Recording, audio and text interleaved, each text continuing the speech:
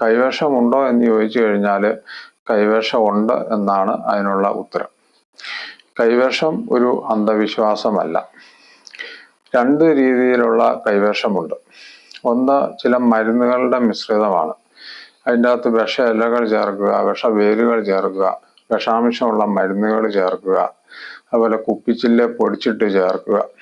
ഇങ്ങനെയുള്ള ഒരു പ്രത്യേക മിശ്രിതം ഉണ്ടാക്കി അത് ആർക്ക് കൊടുക്കണോ അയാൾക്ക് ഭക്ഷണപാനീയത്തിലൂടെ ഉള്ളി കൊടുക്കുകയാണ് ചെയ്യുന്നത്.